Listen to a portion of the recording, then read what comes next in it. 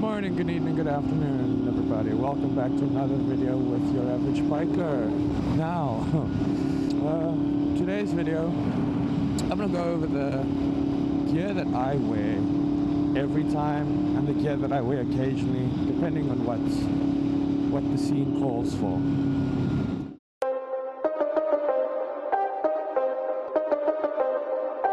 Whipping up the babies, got the pot.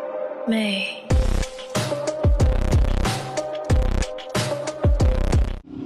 So, starting off with the most important piece of gear that I always wear every time I ride is obviously my helmet.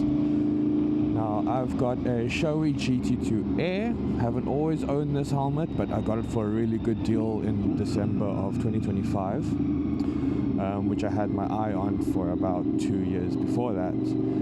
But obviously, I started off just like I would say most people with the cheap side of helmets with a Spirit when I had my 125. That helmet I kept for 6-7 years, and only after buying my 954 I decided, hey, I can't ride around with a helmet that's already over its 5-year lifespan, because if you did not know, helmets only last, well, they last longer, but they recommend you to replace your helmet every 5 years.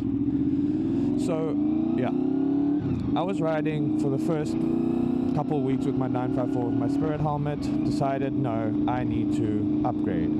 I ended up going to a Shark D-Skull. I'm not sure how to pronounce the model, but yeah, that was one of my favorite helmets ever.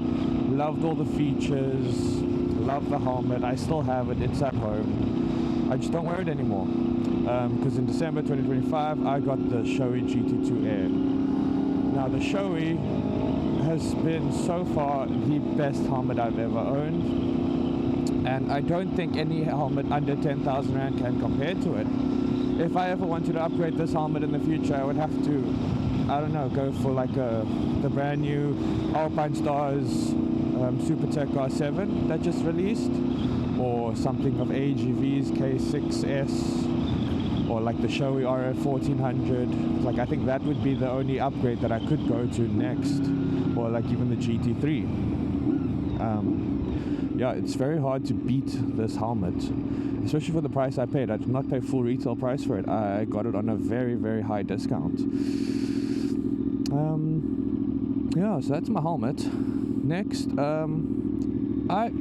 this is a personal preference thing of mine, but I always like to ride with gloves. Riding the motorcycle without gloves just feels wrong, feels weird. If you're used to riding with gloves, riding without them, it just feels everything's a lot more clunkier, it's not as smooth. And currently I'm rocking these Alpinestars SP-8 V3s, also got them on special.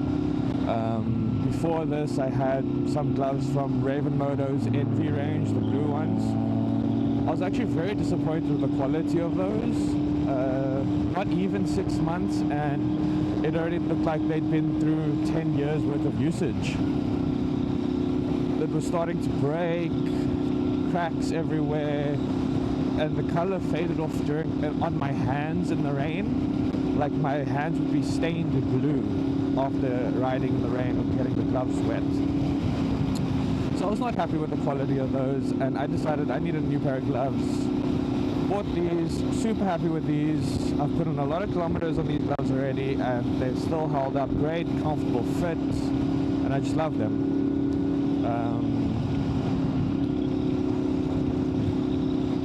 As for a jacket or upper body armor, it's not something I want to admit, but over the last 6 months I've gained a substantial amount of weight, and my RST jacket no longer fits me. If I could, I'd be wearing that jacket 24/7, doesn't matter what the weather is, what the conditions. I love that jacket. I'd wear it 24/7. I think it's the RST TrackEvo, something like that. But unfortunately, that jacket just does not fit me anymore. I need to lose some weight, which I'm currently working on, hitting the gym. So that's my next goal, just to fit back into my jacket. But I do have a Nexo armored flannel that I purchased, and it's more for casual riding. Definitely a lot more casual. I do wear it occasionally when it's a bit more chilly out and I feel like I need more armor. But on an average daily commute like this, hoodie, sometimes leather vest, leather cut, and we go. As winter comes around, that will change. I'll definitely wearing the armored hoodie more. Not that it's waterproof, it's just a little bit more protection from the wind and the cold. Now, as for pants or bottoms, I don't actually have motorcycle like leather pants or armored jeans at this stage. I do have my eyes on a matching set of RST pants for my jacket, but go lose some weight first, then purchase said pants, because I don't want to buy pants it's not going to fit me now, or buy a size that's too big, lose weight, and then it's going to be too big. That's just not going to work. So I don't mind waiting to purchase the pants. That's fine. But I would also like to get a pair of armored jeans. I saw those are pretty cool. Can wear those in an everyday setting, even to work. So why not? It's interesting. And then boots. I used to ride everywhere with my RST track boots, but it's just not possible to wear it to work and have it on whole day. So I'd have to keep a pair of sneakers at the office just to take off my boots, put those on, swap it, and I actually end up sometimes leaving at the end of the day, forget to wear my boots again when I ride home. So I decided to just break out my RST leather style boots, I guess. It's more road focused, I would say more cruiser focused, but it works. It even pairs well with the flannel armored hoodie, and it's just a good combo. It's a decent riding boot. It's got all the safety protection you need in the toes, the ankle, the shifter guard on the boot already, but it's also a plus side where you can wear it every day as a normal shoe, and you're not going to be able to tell the difference like you're wearing a motorcycle boot. So that's the plus side of that. Now, for those special occasions, I've got a Barrick full leather one-piece suit.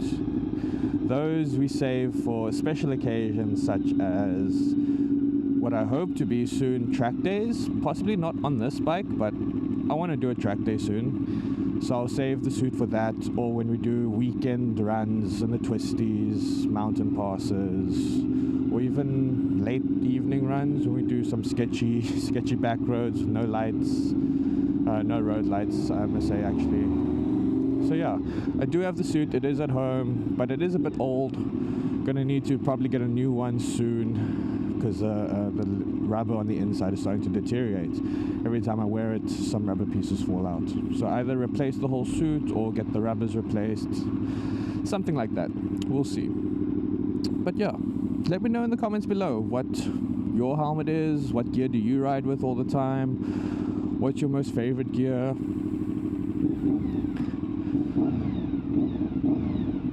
And I'll see you in the next one. Thanks for watching. Cheers.